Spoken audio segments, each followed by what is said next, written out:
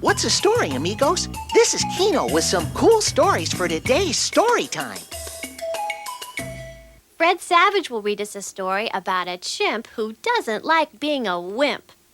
Willie took up weightlifting. And a book about how many animals can fit in a mitten. A mole, tired from tunneling along, discovered the mitten and burrowed inside. Leah Kamaiko asked the meaning of being cool. Earl knows all the letters in the Zulu alphabet. He caught wild boars in a butterfly net. And rhymes with us in her book, Annie Banani. She was Anne from outer space. I scrubbed the freckles off her face. And now, the time is right. The books are hot. We'll hear fine stories and enjoy them a lot. Storytime is a production of KCET and is made possible by a gift from Helen and Peter Bing, so that families everywhere can share the joy of reading with their children.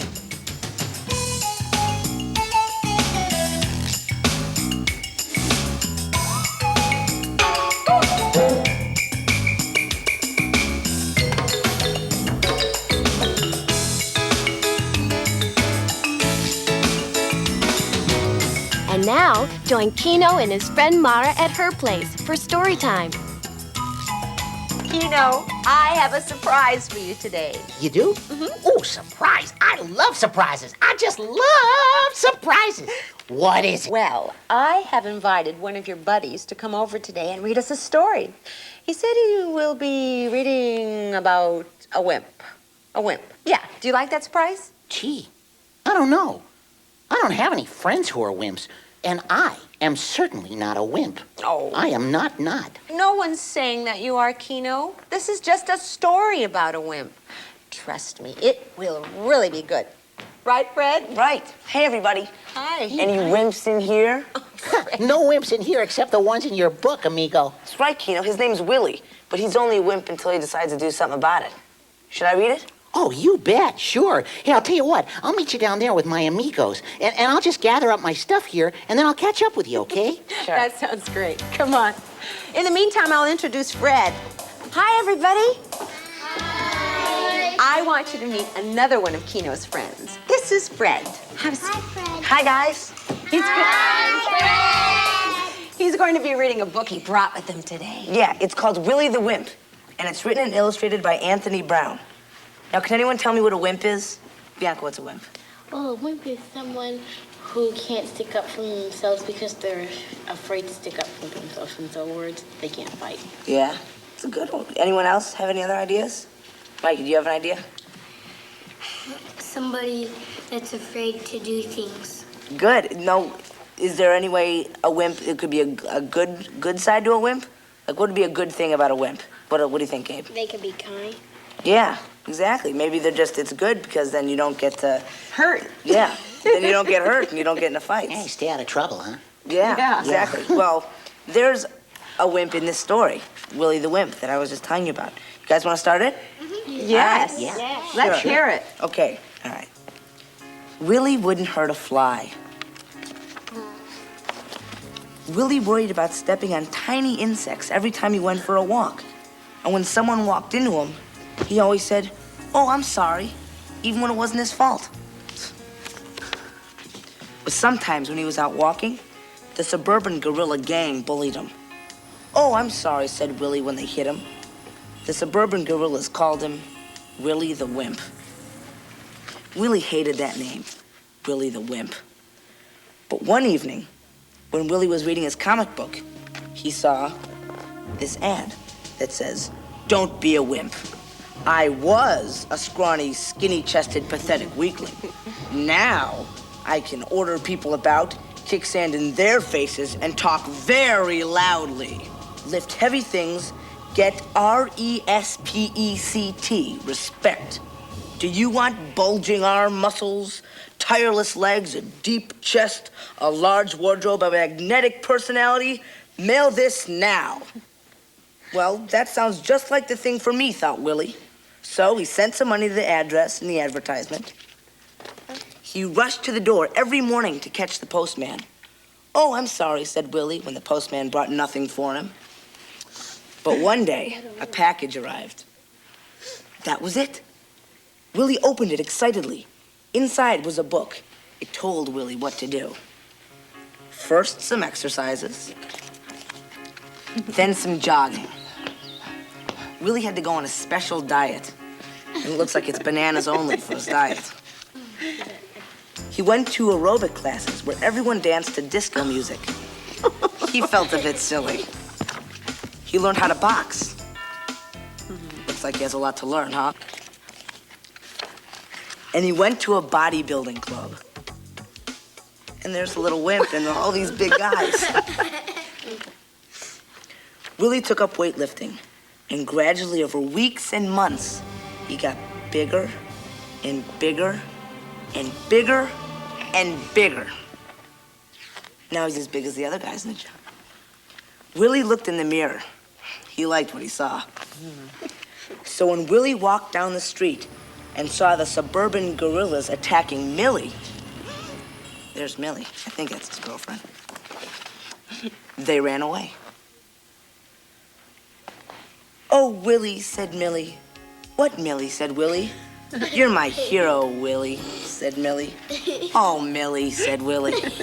And look, she gave him a big kiss on the cheek. 3 of them. 3 big kisses on the cheek. Willie was proud. I'm not a wimp. I'm a hero. Bang. He walks right into the pole. Oh, I'm sorry. That was great. Thanks. So how did you guys like the story? It was funny. You liked it? Was it funny? Oh, what part did you like? Which part? Where he ran into the pole. Yeah, well, Willie ran into the pole because he was thinking he was a big hero. What does that tell you, though? Right? Because he was closing his eyes. He didn't know that he was... Maybe he wasn't looking where he was going. But it also tells you that maybe you can change what you look like on the outside, but on the inside, he's still always going to maybe be a wimp. Even on the outside, though, he's big and strong. Yeah, I'll tell you, I made up a little poem about wimps. Would you like to hear it? Yes. Okay, here we go. I used to be a shrimpy wimp. I felt scared, and my body was limp. I was too many times afraid when I wanted to be brave. One day, I decided it was time to fight it. I would face my fear right now, right here. Now, I feel much stronger, being wimpy no longer. I laugh, ha ha! I was a fool, but I faced it. And it feels wonderful. That's all. You made that up? Well, yeah. I've been thinking about it for some time, but I made most of it up just today. Well, it was pretty good, wasn't it? You guys liked it? Now, of course you understand. It was all just a made-up poem, and that I was never actually a shrimpy wimp. It was just my imagination. We know that, Kino. Sure. We do. Yeah. But still, it was pretty good. Thank you very, very, very, very, very, very, very much. Oh, and now, Fred, I was just going to ask you a big favor, okay? Yeah. You read Willie the Wimp so well that, well, I was wondering if maybe you'd read another book for us. Oh, sure. Is it a good story?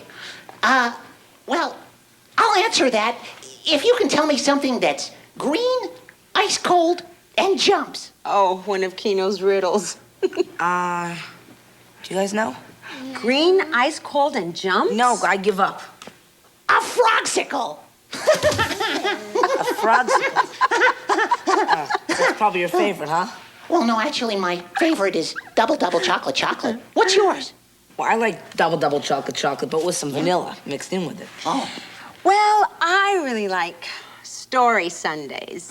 So if you don't mind, guys, let's get on with the stories. I'll read another book, Mara. Which one is it? It's The Mitten. And it's a Ukrainian folktale, and it was adapted by Jan Brett. There you go. The Mitten, this is one of my favorite books. Gee, Mar, I told you Fred loves stories. Well, in case anybody doesn't know what a mitten is, it's a glove they use in really cold weather. Like, what is it?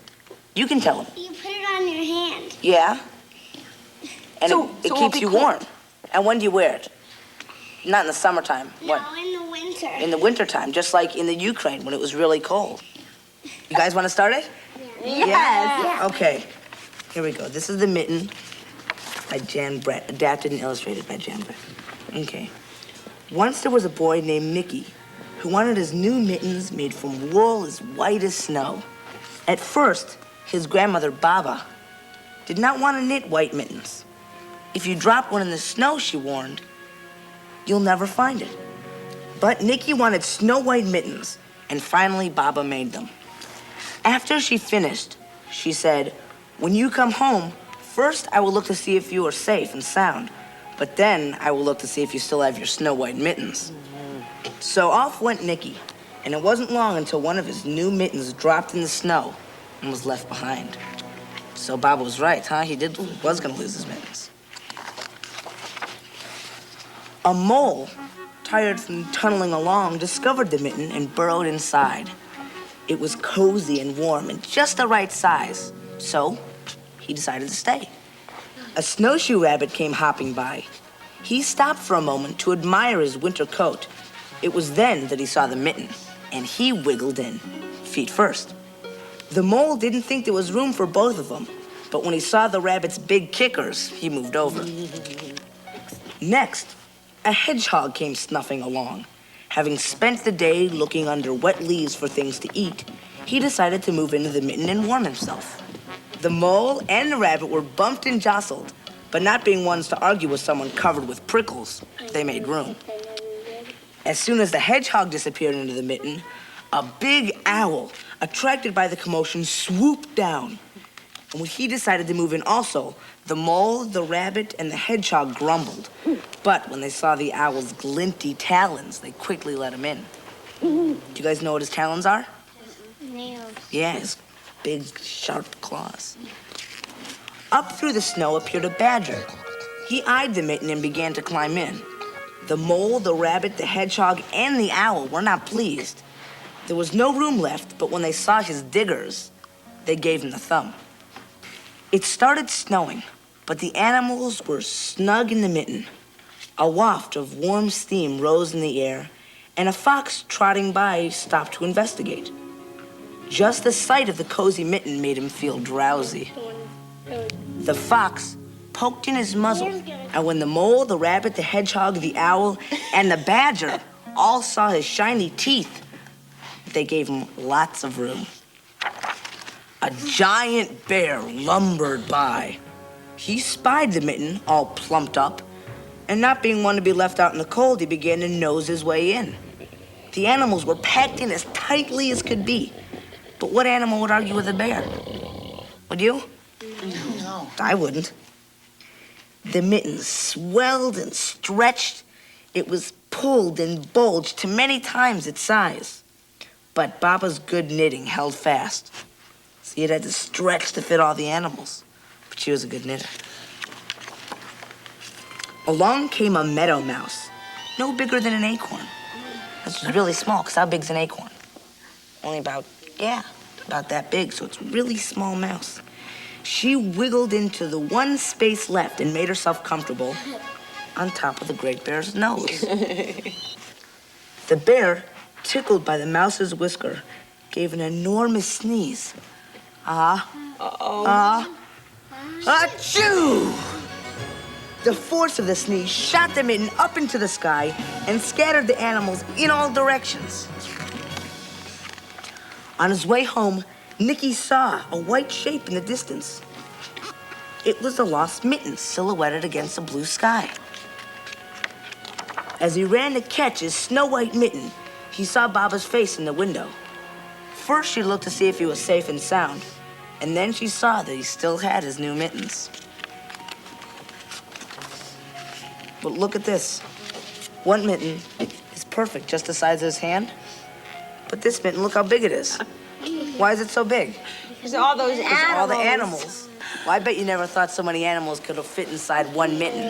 Not me. Yeah, do you think it could really happen? No. No, you don't think so? Unless it was a giant's mitten. Unless it was a giant's mitten, exactly. If it were really big, then they could all fit in there. But I mean- the bear and the fox just squeezed in. They just squeezed in. Yeah. Right, but that's because this is a fantasy. A bear is too big to fit inside of a mitten.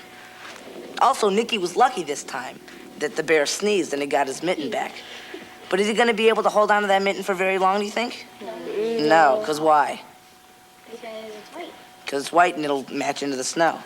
So do you think every time he loses it, the animals will come to help him? No. Probably not. Just this time he was lucky. So now what? He has to be more careful and hang on to his mittens. Mara, look, here comes your friend Leah. Hey, everybody, Leah's written some really cool stories. Oh, yes, she has. Yeah. Thanks so much, Fred. That was really great. You are going to stay and visit with us a little bit, aren't you? Sure, I want to listen to Leia's story. Great. Have a seat. Come on in. Hi. Everybody, I want you to meet